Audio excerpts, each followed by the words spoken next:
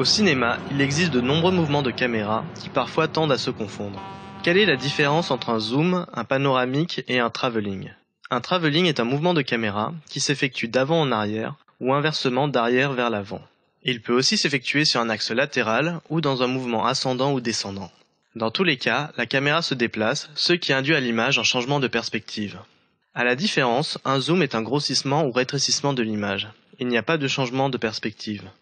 De même, un panoramique est un pivotement de la caméra. L'image glisse, mais la perspective reste la même.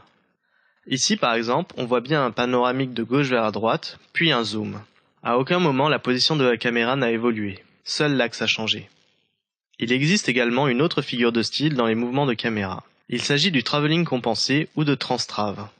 Ce mouvement a été inventé par Alfred Hitchcock dans le film Sueur froide. Il s'agit d'un travelling arrière compensé par un zoom avant ou inversement. Ce mouvement se traduit par une distorsion de l'image. Le cadre reste inchangé, mais la perspective interne à l'image change. Cet effet sert à traduire un malaise chez le personnage. Depuis, son utilisation a peu changé et sert toujours à souligner quelque chose d'étrange.